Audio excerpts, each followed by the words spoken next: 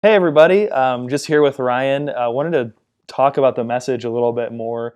I know after watching the past couple weeks, my wife and I were talking about it as we were outside practicing good social distancing, taking a walk, and all that stuff. But it brought up a lot of good thoughts on our end. I'm sure you had a lot of good thoughts about it too. And so we just wanted to digest a little bit of it. And I wanted to ask Ryan some difficult questions.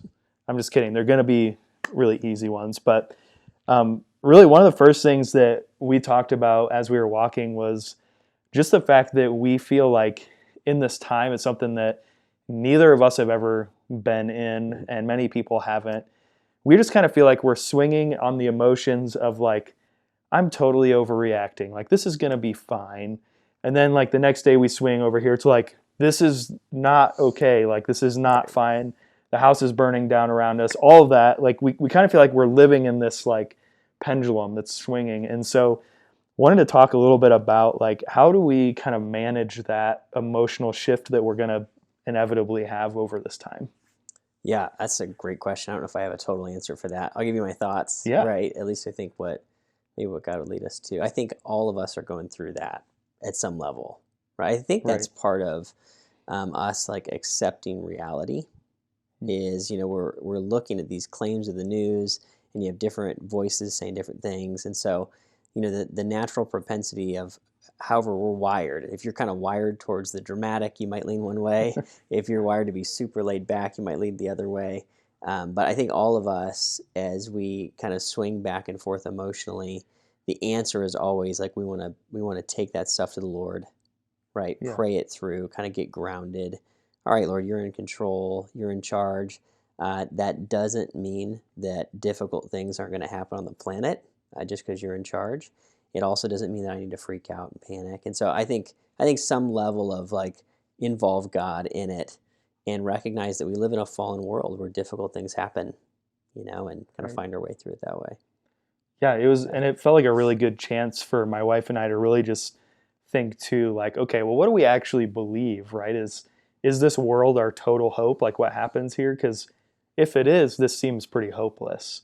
But it was a good chance for us to kind of sit down and say, like, here's the like bottom line truths that we actually believe and that God has actually told us about. And so it was just, I think, a good conversation starter, Oh yeah. really, to feel those emotions. So that was really good. I want to touch too on the idea of like giving up freedoms. I'm more of a fight person, so like I Me just too. don't like giving stuff up. I like my stuff, Yep. and so freedoms come along with that. And even when I think in my life, as a believer, I'm like, I want to give things up. I want to be sacrificial in my giving of my time, of my resources, all of that. I think a lot of that's really easy when I am able to see the outcome of it. Yep. Like when I'm able to anticipate, I have certainty of if I give up this freedom, I know exactly how my life is going to be after that. And the difficulty, I think, in this time is that we don't have the certainty. And so it becomes a little harder. So maybe how do we brace ourselves for that change where we can't really anticipate what it's going to look like if we do give up this freedom, even if we're willing? Right. Yeah, how do we handle that? Yeah, again, I think that's a big question. I'm not sure I totally know the answer to.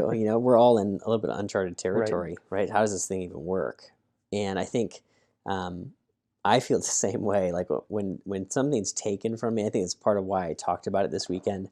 I don't like when things are taken from me, Right. right? I'm going to tend to fight back too.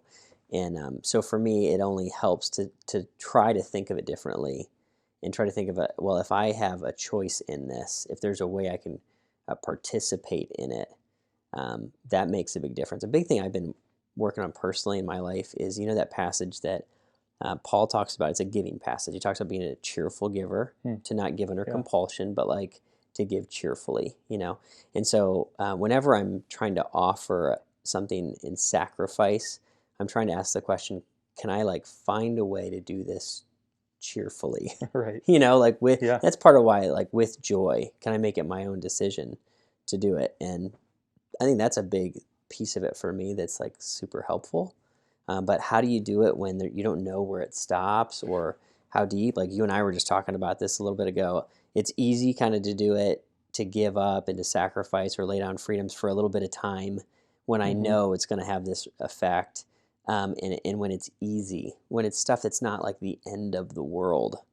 But when it gets down to a deeper level, when it's like my job's on the line, or right there's major things that I'm sacrificing, it gets harder. Right. That's why I think we start talking a little bit about grief, which I think we'll Mm-hmm. end up talking about more in the weeks to come. Yeah, I think there's a lot of this that we don't know. Yeah. And so we're kind of in this together. And the reason why I'm bringing a lot of this up is these are just thoughts that I've had and conversations that have been brought up with my family, Yep. and I'm sure with yours too, kind of everyone. And the next one kind of goes along with that. This idea of like the common good, it's a fun thing to rally around. Yep. It gives us, I think, a sense of belonging and community in that way. And it's a really like, it feels really good until it's my turn sometimes. Yeah, I'm going to be honest with you. Like, I'm like, it's the idea of like doing this for the common good is fine, but now it's like starting to mess with like my financial stability or my job or my security, and like, and in reality, my family, right? Those who I want to fight the hardest for. And so I'm Sure. like, I was all for the common good, but now that like I'm the protector and the provider of my family. Yeah. And so like, how do I do the common good thing? How can we navigate maybe that path while also being really concerned for our family, Yep. in a way that's good, right? I think like any ideas on striking that balance.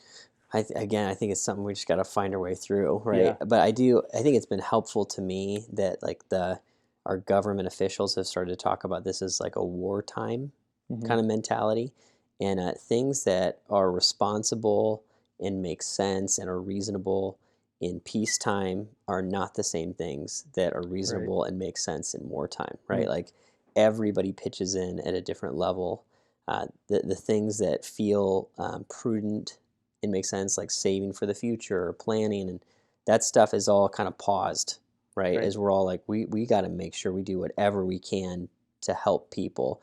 And I do think there is a line there, and I don't know, I think it's an individual thing in some cases where it is a faith thing of God, I'm going to trust you to take care of me. As I take care of the people around me a little bit and check in on them and care for them, I'm going to trust you to help me and provide for us in some ways that I can't see the end of how this is going to work out.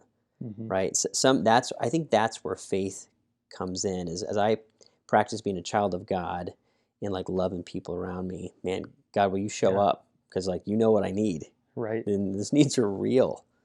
Yeah, and one of the cool things I think about this is when we start to think that way, we get to a place where we may not be used to being in need. Like we may be used to the person who is serving from an abundance, who is giving, who is working towards the common good. But like letting someone serve you or letting someone help you is a challenge, right? Like even my neighbors like asking me, "Hey, you good? Like, can I get you anything?" I'm like, "I'm fine." I'm like, "Well, I may be today," but like even thinking through like how do I allow others to help me is a challenge, right? Like I want to be the one doing it, but kind of changing to that, it could be a difference. Like how do we let people serve us too? Oh, that's good. Yeah, because some of us might be out of work. Right. Right. We might actually need some help during this time. I don't think anybody likes being in need. But boy, is the body of Christ, especially like if you're a follower of Jesus, letting people help you, kind of being the person who, we talk a lot about playing catch. Like sometimes I'm the one throwing the ball, sometimes I'm the one catching the ball, sometimes I'm the one giving, sometimes the one receiving, right? And so we got to be able to do it on both ends. Like if I'm going to be the one that would give, sometimes I need to be willing to receive, which I think I'm the same way. It's a total struggle to do that. But I think God is going to do some things in us during this season that are a little bit unique. He's going to get into some space in our hearts that he wouldn't otherwise maybe naturally get to. And that might be one of them. Right. I know for me, like some of us are going to get sick. That's all part of it. I don't like being in need. And being the one like, I need you to check in on me and pray for me and carry my water. Right. Yeah, and we talked about this a little too. I think we talked about kind of the grief part a little bit, and one of the things is that we think about like what we're working towards is usually we think about is like if I'm not okay, how do I get to being okay? Right. And I think we're living in a little bit of a place right now where like we might not be okay for a little bit, or like people we know may not be okay for a little bit. And so maybe start to think about it differently, and think how can I still survive when I may not be okay for a little bit? Where does maybe like how do I feel like I'm okay when my family might be suffering or when those around me are suffering?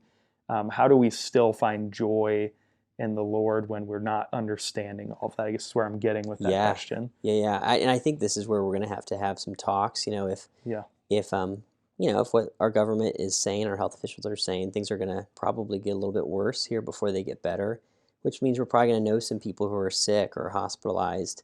And one of the things I love and appreciate about following Christ and about the Bible, and I think if this part wasn't here, I think I would struggle. But the things that I love about it is, like, I was reading the Psalms today, and like God encourages, and even there's an example of like David lamenting hmm, and being like, I don't know how this is going to work. God, I'm in distress. Like, help me figure right, this out. I'm lost. Are you going to come through for me? God, did you leave me? Right? Like some of those those questions we all wrestle with, yeah, they show up, and I love that God like gives us the room to ask those questions yeah, and kind of find our way through it a little bit. We don't have to have it all together, and faith not fear every right, second. I mean, that right, is true, but like you said, and the reality of how our emotions function, and we're human beings, we're going to struggle. yeah, And when I have to lose something, or I'm worried about losing somebody for a time frame, if they're in a hospital for a little while, or maybe even losing somebody uh, in losing their life, I mean, that's a major thing that we have to process at a deeper level. right, And we want to always involve the Lord in that. And I think any emotion is fair game. yeah, Anger, sadness, questioning, right? All of it, just involving the Lord in that right, process. Yeah. yeah. Absolutely. And I think on a last note here, one of the things I at the office the one day was talking to Bob Martinez about this. He was saying how it's just like he's struggling with like how do I pray for people? Like it's kind of you're almost at a loss of words Right. in a lot of ways in a time like this. And I got home, and before I even shared with my wife about that conversation, she shared with me that she was like, I just like almost didn't know how to pray for people Mm. today. I couldn't find. I was just like praying for them by name because I honestly there's just so much going on. And so to me that said, like I think a lot of us are feeling that weight of like we want to bring these things before the Lord. We want to bring these people before the Lord, but we almost feel like tired, we're Yep. a little beat down, or just at a loss. We're like, what is going on? And so maybe talk a little about how can we start to approach prayer in this season, maybe differently, or like how should we maybe persistently do that Yep. when we feel a little weary in a lot of ways. For sure. I think part of it, the just the discipline of showing up and doing it, putting the Mm. time in. That's part of why we're having a goal here as a campus week to Yeah, week, to just say, hey, we're gonna like make sure to give it the time. But for me personally, I feel the same way. Um, One of the things that's helping me right now is like I need to stop and write some things down. mm. Like for me, it helps just to Yeah, write it out. Whether you're like a journaler or whatever, I tend to write things out, and it helps me to figure out kind of where are we, what have I just come through, how did we get here, and maybe yeah, where we're going. And I was thinking about this for individuals and for myself. I think it's important that we kind of assimilate what we've gone through yeah, along the way. yeah, Like, this is going to be a long road, right, so I don't want to not deal with reality for a long time and then have to, like, a yeah, handful of yeah, months from now figure out how did we even get here. So hmm, I think as much as we can say, Lord, help me kind of get my head around it and get my yeah, heart around it, help me figure out what's happening, help me figure out what's going on inside of me. yep, Those are all things that I think are really important. It's a long race. We want to take some breaks, yeah, get some water, you know. right, And I think prayer is a big part of that, is just stopping to say, God, help me with this. yeah, Help me even know what I'm feeling right. right in the middle of it. Yeah, and I think, one of the beneficial things about these times, if there's any upside, is that when we're faithful to come before the Lord in these times, I think there's seasons where He does the most in Oh, us. yeah. There's so much opportunity for us to have trust and faith, and almost that helplessness just forces us to look upward That's when we true. may normally not do it. We may depend on other things.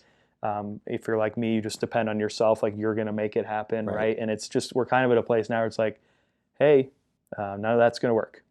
So Yep. it kind of puts us there. And I think the Lord's faithful to do a lot in these seasons if we ask him to show us that. Aaron, I think that's right on, man. I think you're spot on with it. I was reading the Psalms today that, like, the Lord, when you cry to him, he shows up in our distress. Yeah. And so I'm going to spend a lot of time in the Psalms Yeah. over the next few months. I think if you're watching this, maybe consider that too. The Psalms is like where it's at for a season like this. And I just think we need it. Yeah.